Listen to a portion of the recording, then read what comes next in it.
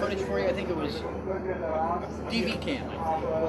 I can't remember now. How many years ago was it? 5, 6 years ago. Sorry to lose again. No need to apologize. Been there, done that. So can you tell us a bit about yourself, what you do, and where your interest in the Shroud comes? All right, my name is Barrie Schwortz. I was the documenting photographer for the Shroud. Oh, I'm going to stop. You want me looking off camera? Please, to me. Yeah, because I started looking, giving it eye contact. Okay, here we go. Okay. My name is Barrie Schwortz. I was the official documenting photographer for the Shroud of Turin research project. It's a team that performed the first ever in-depth scientific examination of the Shroud of Turin in 1978.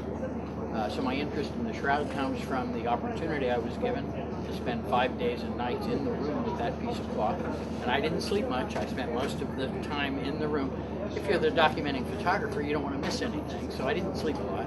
And so my interest in the Shroud really came from, obviously, the great opportunity I was given to study it up close and personal firsthand. But being Jewish, I was very hesitant to even join that team. I felt that it had no relevance to me, and I really wasn't interested in getting involved with something I felt was maybe a religious thing. Turns out our team was really purely a scientific team. Religion didn't enter into it, and I was one of several Jewish team members, and I think we represented every denomination all the way to agnostic and atheist on the team. So my interest really stemmed from that.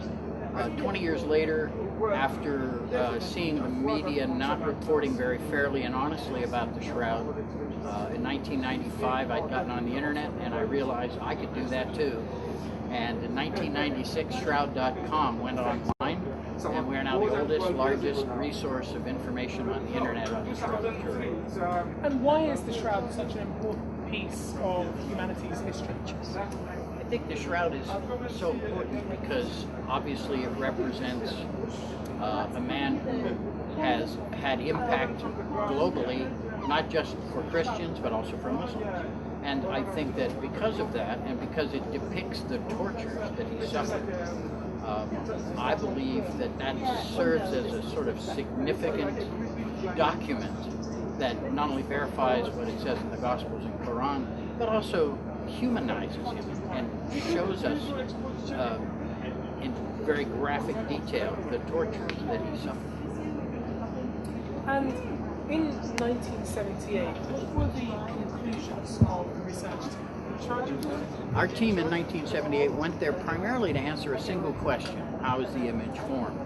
And so most of the testing that we performed was basically designed to help answer that question by gathering data, chemical, spectral, and photographic data that could ultimately be used after we returned to further our studies and ultimately determine what the image formation mechanism might have been. The conventional wisdom in those days was that it was either a painting or a photograph or a scorch. So our testing, our experiments were designed to gather the data that could answer those questions. We did answer those questions, but in the end sort of failed to answer the overriding question, what formed the image, because our data proved that it was not a painting, it proved it was not a photograph, and it proved it was not a scorch. But we don't know of a mechanism that can make an image with these chemical and physical properties that we've characterized on the Shroud. And so in a sense our team was very successful, but also failed because we could not answer the one big question we went to ask. And more than that, we came back with probably 1,000 new questions, which is why many of us hope that future testing will allow us to apply much more up-to-date and modern technology now, and perhaps answer some of those 1,000 questions we came back with, and maybe bring us closer to answering the primary question, how that image was formed. And behind you there are 3 images. You've got the replica of the Shroud, and also the 2 black and white images. Can you talk to us about what those are and what they represent? Sure. The primary image behind me is a life-size, natural color replica of the Shroud. That's exactly what it looked like when I made the photographs in 1978. The problem with that is the actual image on the Shroud is only 10 or 15% darker than the background. So it's very subtle, and there are so many markings on it, scorches and burns and patches and holes, that it has a tendency to confuse the uninitiated viewer and makes it very difficult to see what's really important, which is between those lines of burns and scorches. The advantage of the black and white high contrast images is that it reverses the lights and darks of the image, indicating that what's actually on the shroud is a negative, and the positive, we reverse the lights and darks, and that's what the black and white images are at either side of the retina. And of course there we've been able to improve the contrast and make the man stand out more prominently so that we can study and see the details of what's actually on the cloth. And talk to us about the green image, the topographical image. Right. What led to the forming of our team was the fact that a shroud photograph that had been taken in 1931 that was available to our team before we went, a couple of our guys went to a laboratory in near Los Alamos, the Sandia Laboratory. It's another national laboratory in the United States. And their gentleman had a device called a VP8 image analyzer. He was using it primarily to evaluate X-rays. And he got this device because it took the lights and darks of an X-ray and stretched them vertically into 3D space based on the lightness or darkness of the image density. They put a normal photograph in there and you get a jumble of shapes. It still does it, but you don't get anything natural. Put a shroud image in there and you get the natural relief of a human form. Now that was astounding because photography doesn't encode depth information. You know, in photography, depth is implied by shadow and highlight, but it's still two-dimensional. What's embedded in the shroud image is proportionate to the distance between the cloth and the body, so it's actual topographic information.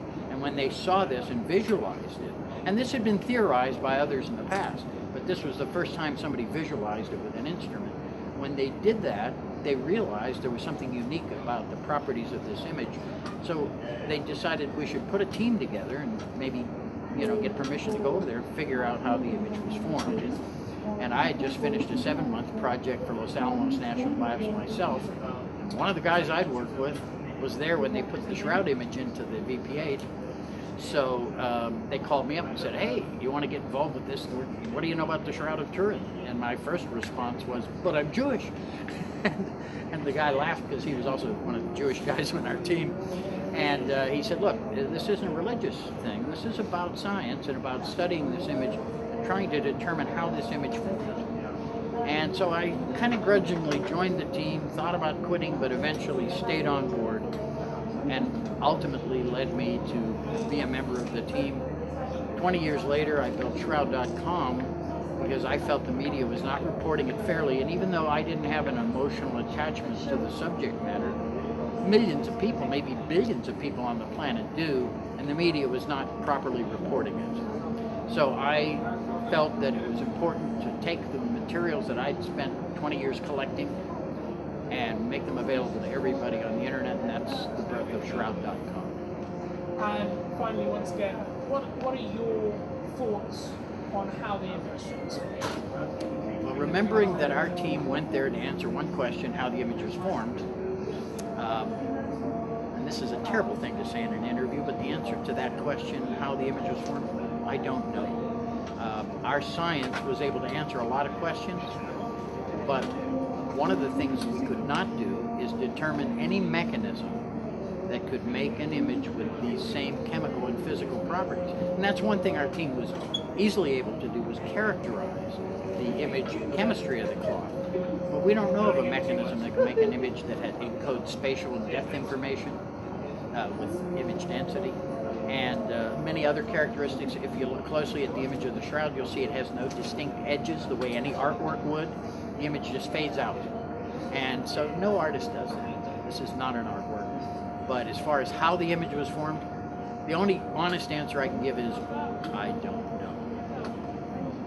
And once again, Here, as we move down a little further, you can see a spear wound. You can clearly see the oval shape of the wound itself and the blood flow below it. We do have these diamond-shaped markings. These are water stains from the 1532 fire, and these are significantly on the cloth. Another one here and above, and you'll find them throughout the shroud, which only add to the confusion of what you see on the shroud's image. If we travel a little further down here, we can see blood stains on the wrists or on the arms, and here at the back of the wrist, we see the blood stain from the crucifixion wound of the hands. We cannot tell the precise point of entry of the crucifixion nail in the hand, but it was most likely right about here, just about an inch below the center of the palm. We go a little further down, of course, we can see the legs, all the way down to the feet, and again we can see blood stains from the crucifixion nails in the feet, but we cannot judge from the shroud itself whether 1 or 2 nails were used. I think most Christians prefer the idea of 3 nails, particularly Catholics, because it kind of goes with the Trinity, which is part of the Catholic faith. But the remains of actual crucifixion victims that have been found typically have 1 nail in each foot from the side, so it looks like they were nailed 1 foot at a time to the vertical stanchion or the stipes. Further down this way, again, we can take a look. We have now the back of the head, and here you can clearly see that the blood stains actually cover the scalp, not just in a circlet the way artists have depicted it, but in a much more accurate way, the way it probably happened. They took, Roman soldiers probably just took a couple of nasty thorn bushes and smashed them onto his head, and did not depict the man of the shroud the way artists do. This is much more forensically accurate. So we see the back of the head, we see there's a long bit of hair, kind of like my own hair. We see that his shoulders and back are covered with scourge wounds from a Roman flagrum. You can distinctively see the dumbbell shape of some of them here. And this is something I often want to point out, why I don't believe some medieval artists made this. We already saw the blood-stained wound from the spear wound in the side. What you can't see because of the burns is when he was laid in the cloth, that blood flowed around his side and pooled at the small of his back. That's called gravity, and no medieval artist would have even conceived of that. And so this to me is a strong indication that this is a natural blood flow and not some artist's depiction, because no medieval artist would have known what to do. We continue further down, we see that there's scourge wounds that go all the way down the body, all the way to his ankles. So he was literally beaten from head to toe. And again, we get to the feet, we see there's a complete footprint here, which by the way tells us that this knee was bent, because if you lay flat and you want to put your foot flat on the ground, the only way to do that is to bend your knee. So we know one knee is somewhat bent, and the other we see only the back of the ankle, so the toes would be pointing away from us. So what we have here is a forensically accurate depiction of a crucified. Thank you. And if we could do the same, sorry. You want to do it over here? Yeah, and it'll be a lot more obvious over here. Yeah. And we can do it on both. You let me know when you look into the camera. Oh yeah. So address the camera. Go right to the camera. Okay. Tell me when you're rolling. I see it. It's already there. All right, we're going to take a look at the shroud again here, this time on the black and white negative view that I call negative view. This is where the lights and darks of the shroud have been reversed, and where we have improved the contrast or enhanced the contrast slightly to make it easier and add more contrast to make it more visible to the viewer. So again, if we start at the top, you see the blood stains at the top of the head. This marking here is below the chin is simply a crease. But some artists through the centuries who have looked at the shroud have incorporated that into their artwork as if it were part of the image, when in fact it's not. If you come down, you'll see there are scourge marks on the front of the body. Here's one of those large water stains. And of course you can see these patches which were sewn in during the repairs in 1534. Now you can much more clearly see the arms with the blood stains. Of course they're light and dark reverse, so they're white in this view. We see the exit wound of the crucifixion nails at the back of the hands. We see the hands, we can even see the fingers. We go further down again, we have another one of these large water stains, and we go all the way down to the nails in the feet. Again, from the shroud, it's very difficult to know for certain whether it's 3 nails were used or 4 totally. And I think that pretty much covers the ventral view. Thank you very much. You want to do the dorsal view? Yeah. Hey, you got me. Once you get me started, it's easy. Get me stopped this way. Be on this side again. Oh, look at this. I didn't even notice that. Okay, again, we start at the top. Now you can see that the blood stains literally start at the top of the scalp and cover the scalp, not just in the little circlet, which was typical of artistic depictions of Roman emperors and men of importance back in that first century. You can also see sort of the long pleat of hair, ponytail, sort of like the one I have at the back of my head. You can clearly see the shoulders and the scourge wounds all over the shoulders. You can see that these scourge wounds go all the way down to the feet. Here you clearly see that blood flow that came from the spear wound that pooled around to the small of the back, indicating a knowledge of gravity. If an artist did this, he would have to have invented gravity in medieval times, which I think is rather ludicrous. And here we go down and we see, look, scourge wounds all the way down to his ankles. So they literally beat him from head to toe. And it's a little difficult to see here, but we have the foot and the back of the ankle as I showed you on the life-size replica.